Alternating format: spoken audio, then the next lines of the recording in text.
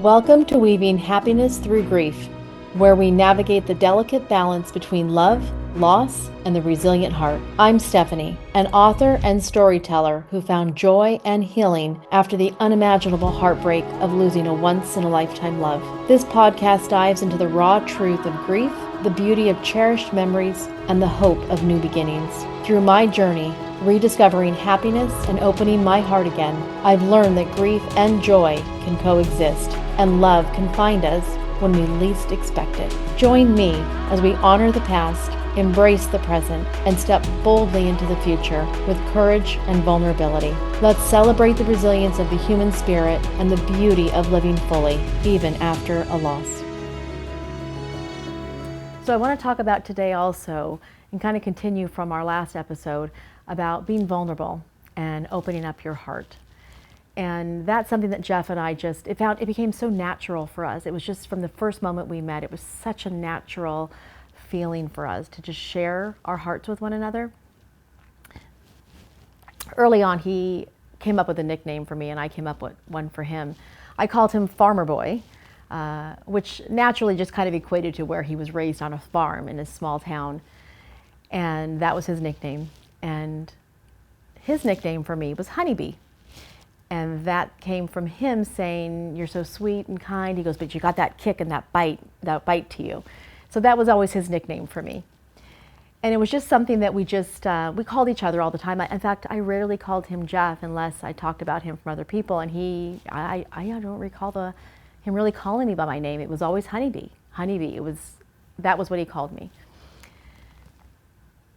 Our love was so, like I said before, it was so strong. It was so rich, and it was so magical, and it did feel like a fairy tale to us.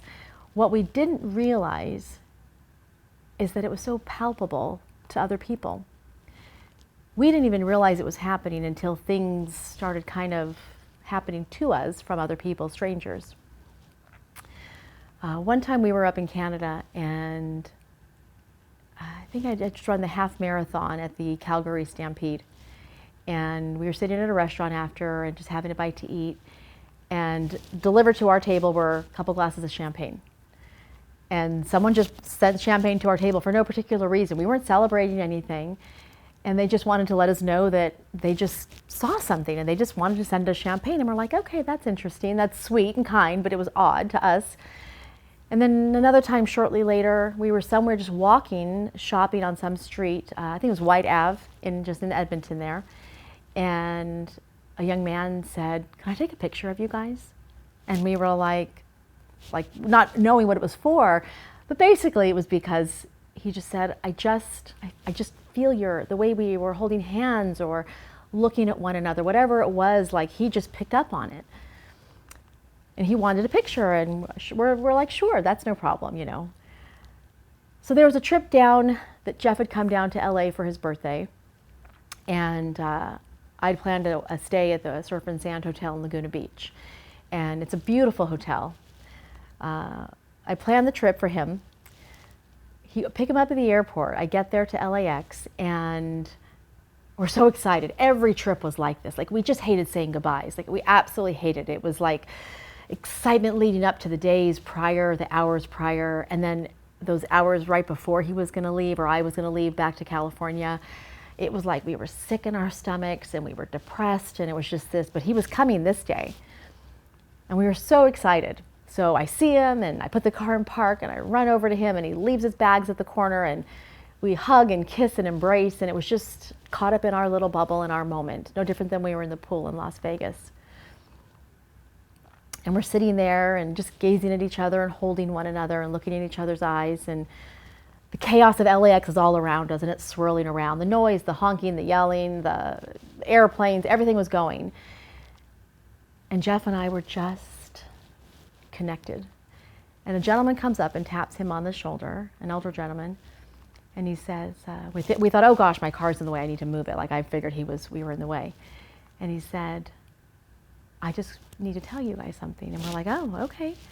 He said, "I just want to share that you've made my week. No, you've made my month. You don't see this kind of love anymore." And Jeff and I were kind of taken back by it. And he looks at us and he said, I just loved seeing this kind of love again. It's just so rare, and it just made my heart feel so special to watch it. And to us, we were just like, oh my God, that's so sweet, thank you. And it was a beautiful thing for him to share that with us. But it was interesting to see how this gentleman could see and feel what we were feeling, not realizing we were putting this out there. We left LAX, of course, on our high and kind of chatting about this gentleman and what a kind man he was to share that, because he didn't have to share, and he did. And that's something that's stuck with me all these years. It reminds me of how special our love was. We get to the Surf and Sand Hotel, get to the room. We had to drop the penny in the sand room. It's a beautiful room. I mean, everything is pointed perfectly with all the ocean breezes and the looks of the decor, the whites and the blues, and it was just beautiful. And you go out into the balcony, and you can literally take a penny and you can drop it in the sand, and the water will come and take it away. And this was our room, and we were just enjoying the beauty of it. And Jeff loved the ocean, loved the sun. Being from Canada, you know, there was minus 30 degrees winters we were up there sometimes. And so he really enjoyed this California sun. So it was a nice treat to be at the beach for his birthday and celebrate it there. We made our way down to the pool.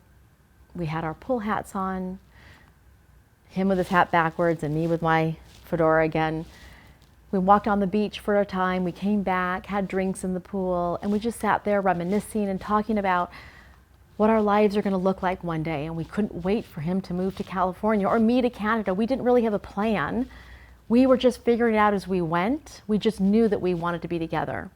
But there was really no plan in place here yet. But we just knew our hearts knew what they knew.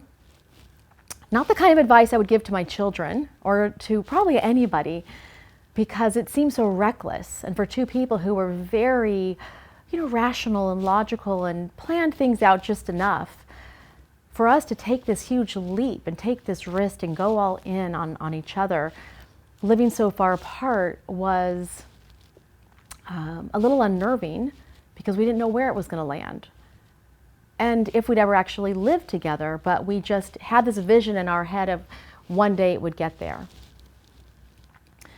So we're in the pool reminiscing about Vegas, about our future, what it might look like, how we're going to be together one day. And taking our time, being in our bubble, we made our way, grabbed our things. It was time to go up to the room to get ready for our dinner, which, by the way, we had a dinner reservation, but because we spent so much time on the balcony initially before getting to the pool, we had to delay the reservation, and we just never, we were never really in a hurry. That's something that he brought into my life and we did together. Is I'm used to being in LA and in a hurry, and everything's done and planned and we hurry things through. And with Jeff and I, it was just, we took our time. We really enjoyed those moments. We enjoyed just the small little things and didn't take them for granted.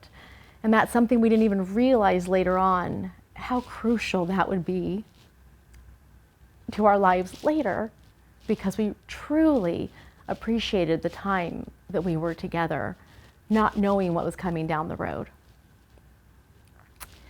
So we missed our reservation, the first one, and at the pool we made another one because we knew we would never make it back in time. We made one for later, to catch it later, maybe after or around sunset. We finally left the pool and we're on the way to the elevator. And we're still wearing all our pool clothes. I'm in my bikini and he's in his swim shorts and hats. And we're walking back to the elevator, taking our time. And out of the elevator comes a mom, probably in her 30s, 40s, younger mom. A little girl with her, about 5 years old, her daughter. And they were dressed like they were ready to go out for dinner for the evening.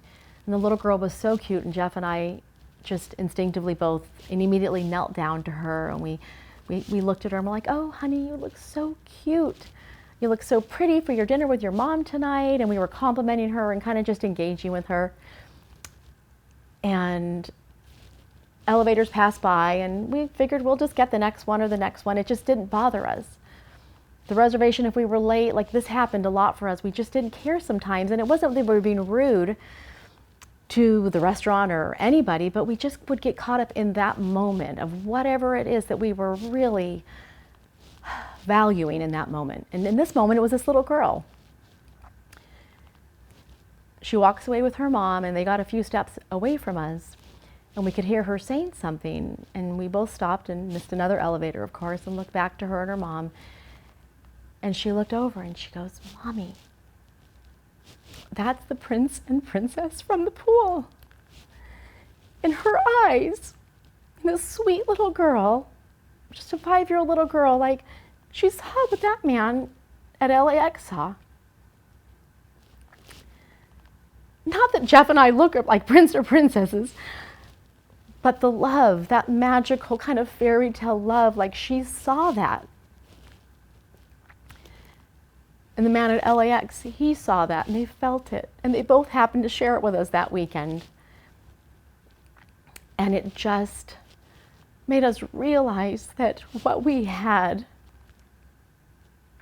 was so special and something that we were not going to let go, no matter how hard it was, until we figured this situation out, who was going to move to where and when this would all happen. And so when I think back about this, we call it the prince and princess story. It has nothing to do with how we looked, appearances. It had everything to do with how we felt in our hearts. And that palpable love that exuded from us, and we didn't even realize we were doing it. And it made our love and all the memories that I have to look back on now so much richer than I ever imagined they could be. As we close this episode of Love, Loss, and Creating Life Second Chances, I want to thank you for joining me on this journey of remembrance, resilience, and rediscovery. Loss is a path that none of us choose, but together we can walk through it, honoring the love that was and of the life that still awaits us. If today's story touched a part of your own journey, know that you're not alone. Grief, though profound, doesn't close us off from joy.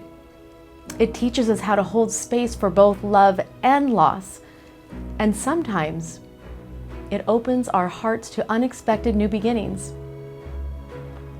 Join me next time as we continue to explore healing, acceptance, and the beautiful, bittersweet moments that remind us life can still be filled with happiness. And remember, while we honor the love that has shaped us, we open ourselves to the hope that the future holds. Please head over to the show notes to find out more of the ways I offer guidance on the topics I discuss in this podcast, or visit thestephanieduran.com. Until next time, take gentle steps forward, hold your memories close, and know that joy and love in all its forms continues on.